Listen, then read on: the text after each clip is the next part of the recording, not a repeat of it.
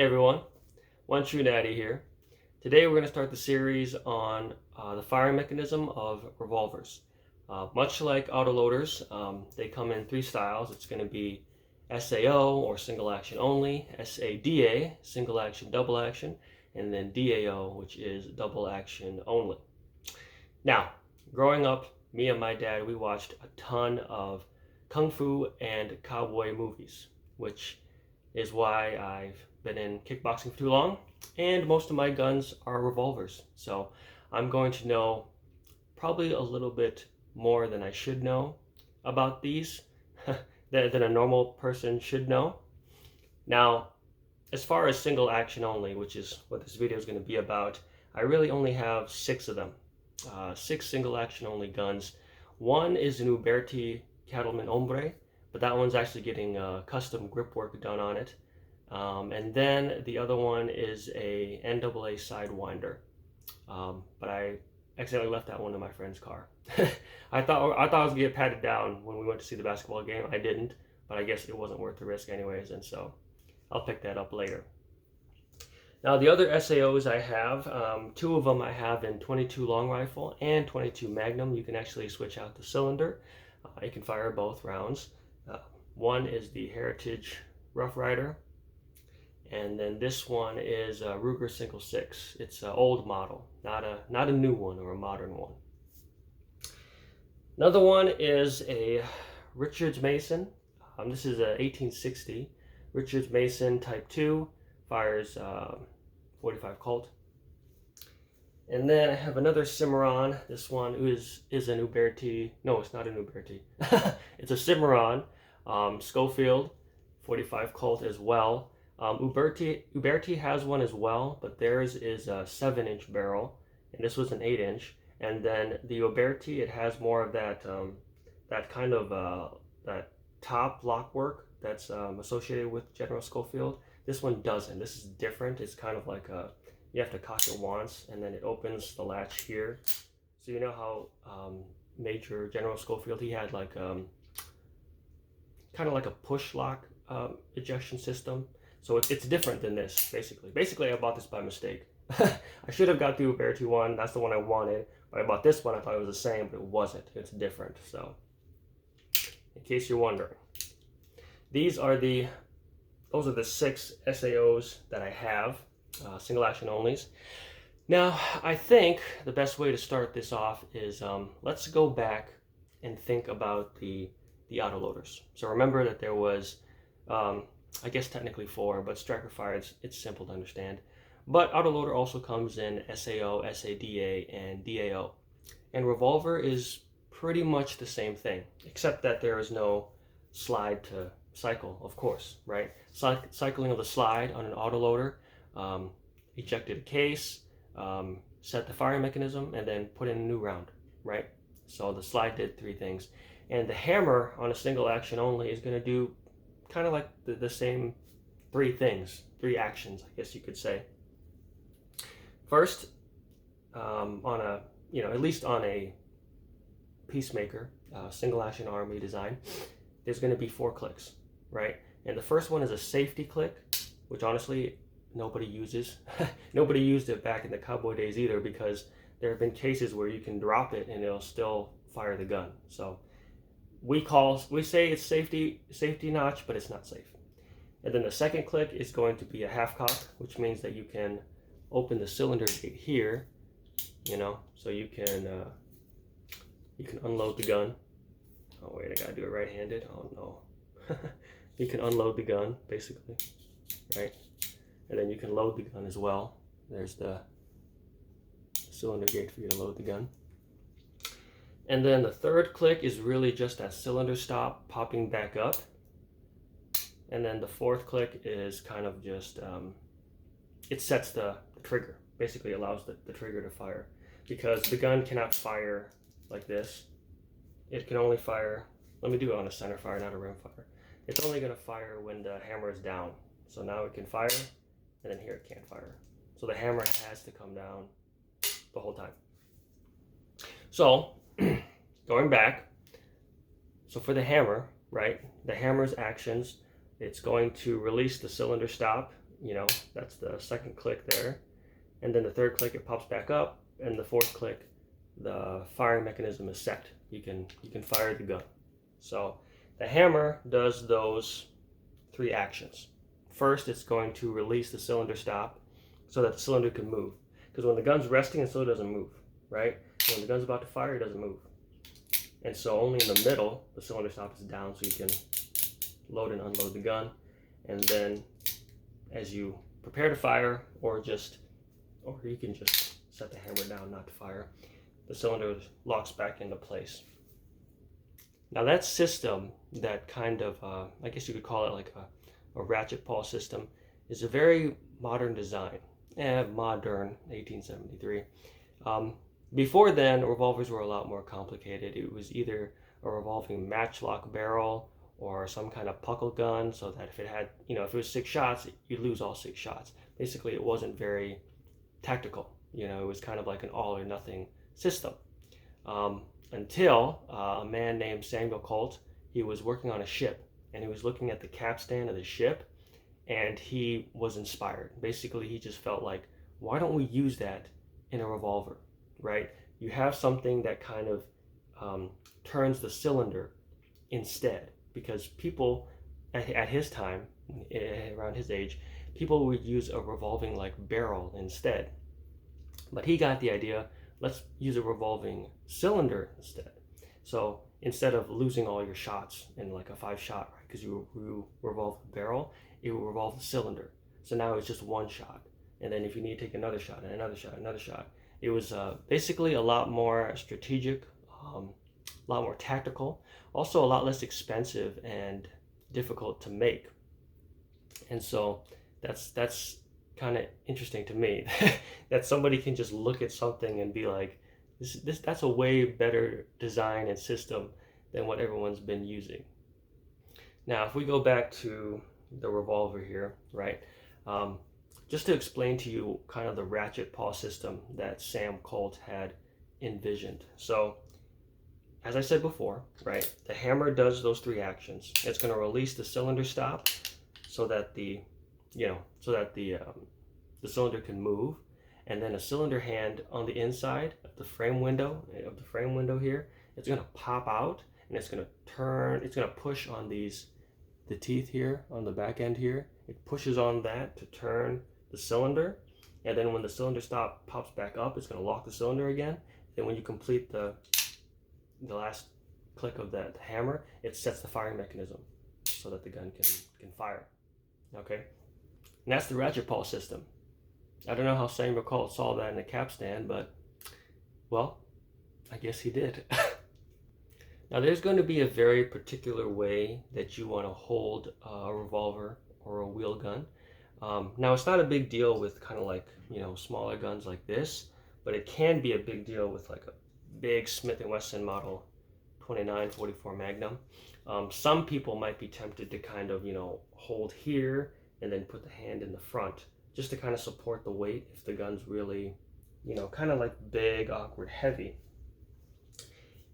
And the reason you don't want to do this is because the right here near the barrel and the end of the cylinder, a lot of hot gases pressure are being escaped very quickly, and it's very possible that it can burn you or do some serious damage depending on the caliber. Now, I'm sure you can get away with 22 long rifle. It's probably not a big deal, but once you go to like 44 Magnum and things like that, it's kind of a big deal. You don't want your fingers anywhere near that. There's kind of like a story. I think it's a true story though. I mean, you don't have to look it up, but you can look it up. There was a guy who put his fingers, he put it right here on a 460 XVR. Remember, this area is where the hot gases are escaping. 460 XVR, that's the loudest round, I think, in a handgun. I know 500 is the most powerful, but 460 is the loudest one. And, he just put his hand here, and he fired the gun, and he doesn't have a thumb anymore. That's the only way I can explain it. He doesn't have a thumb anymore, So once you get into bigger calibers, I used to have a 460 XVR. I didn't shoot it though, but once you get to big calibers like that, you really have to keep in mind that the fingers can't be anywhere near, you know, the front part of the gun. You know, it's going to feel really weird, I know, if you're like, oh, I have to hold it all the way from the back end. That's true, but you don't want to lose a thumb either, right? So the only thing I can say is that for the hold, if you want to streamline your training, so that means you have a, you know, pretty similar to your autoloader. It's just no different, because remember the autoloader is like this, right? It's the one hand over, and then the second hand comes over, and then kind of like fingers kind of like, or thumbs kind of forward type of thing. If you have short thumbs, you're probably okay with that, but I would still either just turn the thumbs down, you know, just turn it down instead. Or what I do personally is that I teach myself a whole different hold. So that I know, like, here's my autoloader hold, and then here's my revolver hold. What I do is I just have the other hand come over, and it's kind of like thumbs over on my strong hand. So rather than like my thumb coming here, alongside here, it'll just come over the other hand like that. And I kind of just teach myself, like, this is a whole different hold for revolvers. You know, that's easier for me, but I can see if you would rather just point your thumbs down, which is not that hard. I agree, it's not that difficult. That'd probably be the most, I think, proficient for your training. Now, since most single action revolvers are going to be based on the 1873 Peacemaker design, they are being made today in the traditional setting and also in a modern setting. I don't actually have a modern single action revolver, so I can't show you that, but I did mess with a couple when I was at the gun store, and I was able to gather some information, I would say, basically. So the big difference for a traditional versus a modern single action army is that on a traditional, there's 2 clicks or half cock, and you can turn a cylinder. So you can load and unload the gun, right? Now for a modern single action army, they don't have that. I'm sitting here at the gun store, I'm trying to half cock it, it doesn't half cock. And so finally the guy's like, oh, you just open the cylinder. Oh, and he was right. When you open the cylinder, you could, well, not on this, but you could turn the cylinder. You could load and unload the gun. So it seems like they changed the mechanism to where they've eliminated the half cock. You don't have to do it, right? You just open the cylinder to load and unload the gun, which is fair. That's easier. That's simpler, you know? And then another thing too is that they have a typically a transfer bar safety.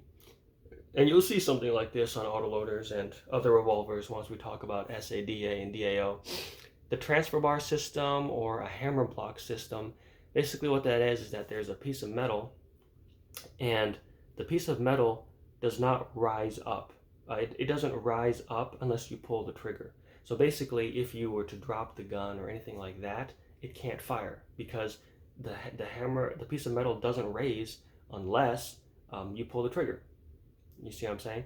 So even if it was like fully cocked and for some reason the hammer was, sometimes there can be malfunctions that the hammer just lets go on its own, it's still not going to fire because that hammer block doesn't raise unless you pull the trigger. And so that's a common safety you'll see on modern single action armies, which is a good segue because you might say, so then the traditional doesn't have a safety? Yes. Yeah, it doesn't really have a safety, I would say. What most people are taught, what I was taught, and most people are taught is that you have to do the cowboy load, which means that when you are preparing to load the gun, you'll just load 1 round, you'll skip 1, then you'll load the rest. And then when you close the gun, basically you'll be on, 5 shots is what it is, okay? Now you might say, so you can't load 6 shots in the gun. Well, you can, but you have to be super nice and slow when you put down the hammer, okay? Because if it slips out of your finger, the gun's gonna fire. And most people say that they do load 6 at the range. I personally don't. I always do 5 because it's just easier for me, whether it's for the range whether it's for protection, defense, like it's going to be the same. So I don't separate the two. I just always load 5.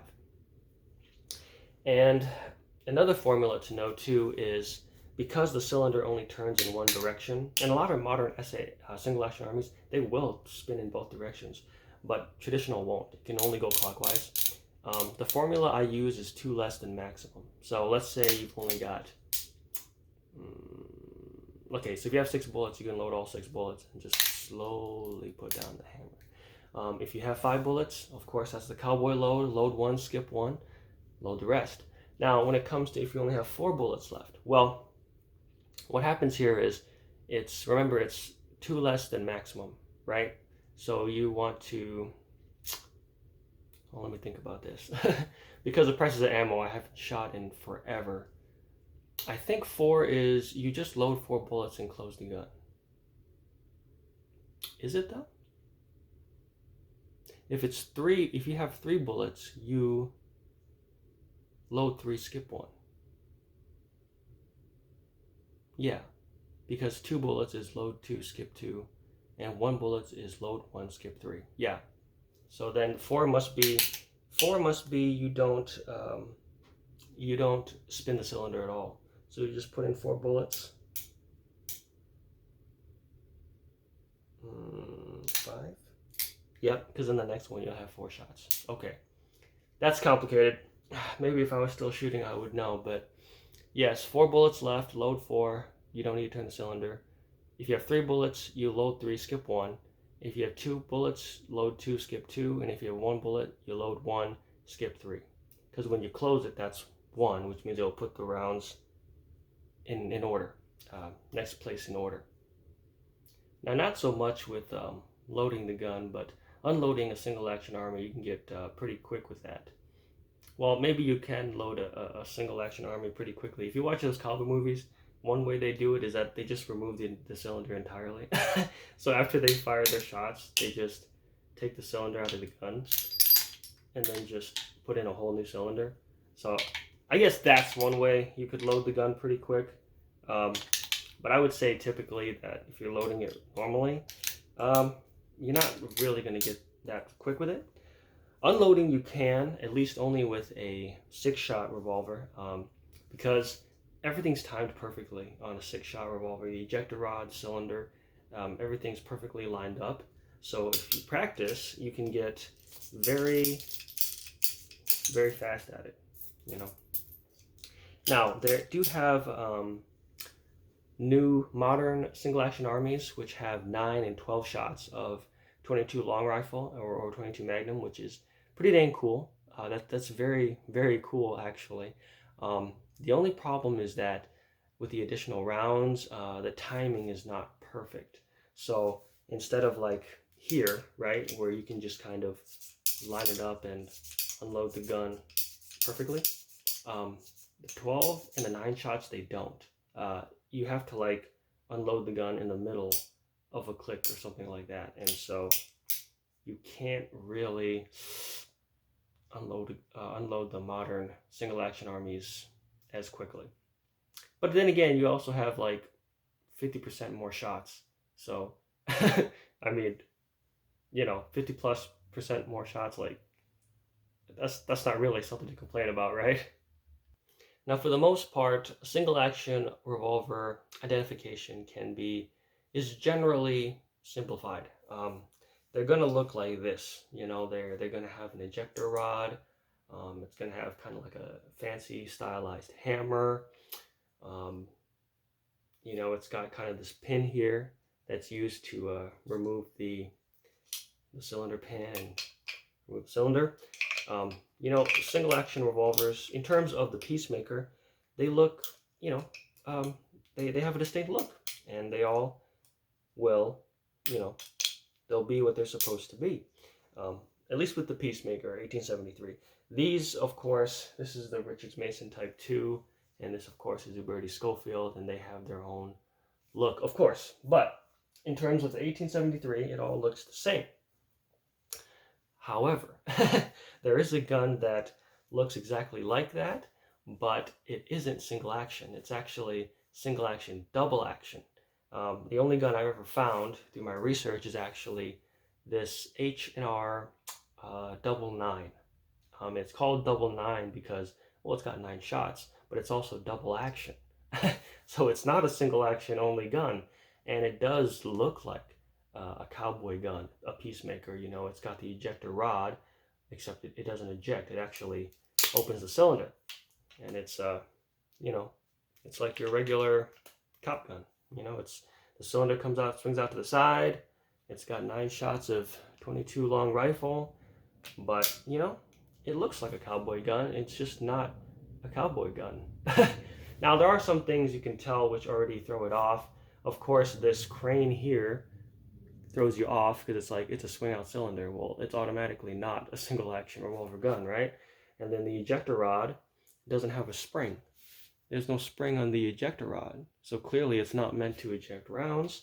And then if you look at the space here between the trigger, you see this, all this space between the trigger. The reason you'll see that is because there needs to be room to execute a double action. So let me show you that this is a double action gun. From here, you never want to fire a rimfire dry fire because it's going to damage the firing pin. But you can see here, if I pull the trigger, right, it's going to be double action. That's a double action gun. And you can tell because, like I said, the space there needs to be space in order to execute double action. So that was kind of the clear evidence that this wasn't a cowboy gun.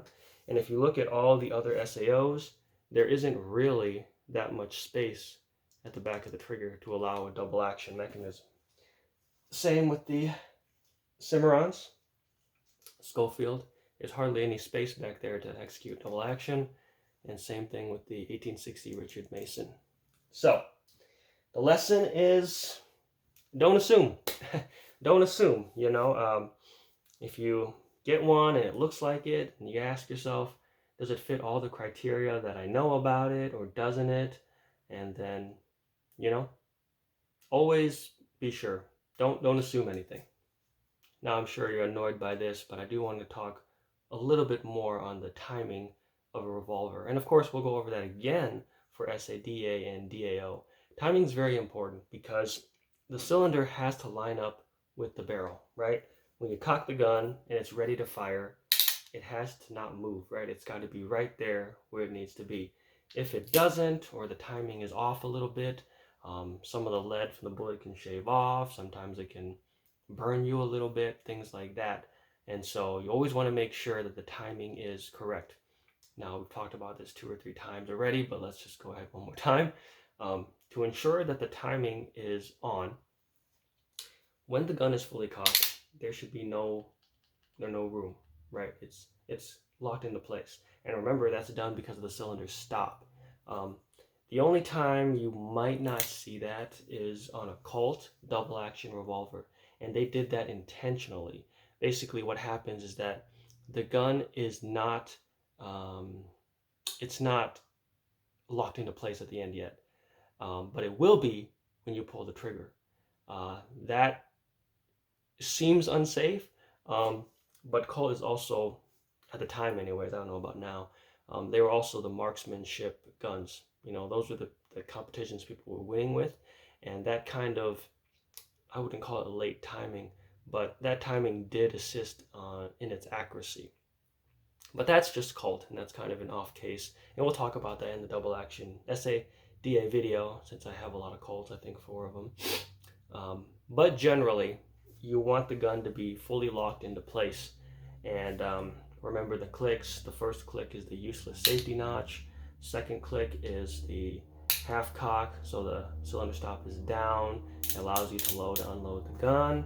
The third click is the cylinder is popping, cylinder stud pops back up, but that cylinder hand is also pawing. It's also pawing out to move the cylinder. Hopefully you can see it there. And then the fourth click is, of course, locking or setting up the firing mechanism. So let me show you the third click again because it was in the middle, you didn't see it. But cylinder safety notch, useless, cylinder stop drops, and as you can see, the cylinder head is pushing it. The third one is pop back up, cylinder stop, and then firing mechanism's ready to fire. So as long as it locks into place at the end, you're good. This Heritage Rough Rider actually, it didn't go to the fourth click. When I first got the gun, it would kind of just like be at this end here, and then it wouldn't lock into place unless you like pushed it back hard. So I actually had to send it back to Heritage Manufacturing, and they did fix it, but again, just kind of knowing, being aware that your firearm is timed correctly. Now, a side note for SAO revolvers, you'll know that with SAO autoloaders, you only need to cock the hammer one time, and every time you fire, it already resets. It resets the firing mechanism. No such luck with a revolver. So after you fire your first shot, right, it falls and the gun fires. It's useless until you pull the hammer again, and so that's something to keep in mind for recreation or fun, or if you want to use it as self-defense, is that you have to pull the hammer back every single time. There's no recoil that's going to set the next round for you. Now, I guess there technically is a gun that does that. I think it's the Mateba Unica. It's an Italian gun, and they created something to do that, but obviously it's prohibitively expensive, like $6,000. So it's not reachable for most people, but just know that for single action revolver, you got to cock the hammer back every single time if you want to fire. Now, the training protocol, whether for recreation or for defense, I would say probably unloading the gun is pretty important. So once you guys start to get that kind of unload speed, which is possible with a traditional single action army, even a modern one, as long as it's 6-shot, but it's not possible if you're going to look at the 9 or 12-shot revolvers. A trigger pull's really nice, actually. It's like maybe 2 or 3 pounds. You really don't need to practice that. That's good enough. I'd say mostly unloading the gun is something that you want to practice, either for fun or defense. And then also, I would say the counting system is super important, because unless you plan to carry multiples of 5, and 22 is a very small bullet. I mean, if you have 45, if you're going to carry or use a 45, then it's okay, because a 45 is it's a very big bullet. This is a snap cap, but it's a very big bullet. So you're not going to lose 5 of these. But once you get to like 22s and things like that, 22 Magnum, it's very easy. It's very easy to lose or drop a bullet like that. So I would practice the counting system. So if you're going to carry 6 shots, if you have a modern one, then that's fine. Otherwise, if you're going to go traditional with 5 shots, remember the Cowboy Load for 5 shots is load 1, skip 1, load the rest. And then 4 shots, you load 4 bullets, and then you close it. So after you load 4 shots, right? So you put in 1, 2, 3, 4, close the gun, and you have all 4 shots in line. If you have 3 bullets, you're going to load 1, 2, 3, and then skip 1, and then close the gun. And then if you load 2, it's going to be 1, 2, skip 2, and then close the gun. And if you have 1 bullet, you're going to load 1, skip 3, and then close the gun, and you'll have that bullet in place. So that's what I would say would be the training protocol, is just practice unloading the gun pretty quickly. Know your counting system if you have a traditional 6-shot traditional gun. Otherwise, with a 9 or 12, I mean, it's 9 or 12 shots. Do you really need to unload that much? Probably not. But I would say, yeah, practice that one. That'd be pretty hard, though. Like, I can't imagine doing that. All right, well, that was my presentation for single action only Revolvers Explained. Like I said, I am very intimate with the knowledge there, watching too many cowboy movies with my dad, but it's good times. Good times. Probably explains why most of my guns are revolvers. Next time, we're going to talk about SADA. It won't be as long-winded, since it pretty much uses the same stuff we just talked about, except introducing a double action mechanism. So hardly any difference. Mostly that, and then maybe the timing we'll talk about some more, because the timing on SAOs is pretty easy, but the timing on DAOs can be a little bit, well, DA or DA and DAOs can be a little difficult. And typically that's the first timing to loosen up. Usually, if a gun's going to lose its timing, it'll be the double action first, and then the single action will be lost a little bit later. So, hope this information was helpful to you guys. Hopefully you learned something or relearned something. It's never bad to relearn anything. Thank you for watching, and you have a nice day now, okay? Bye. Subscribe. You better. Just kidding.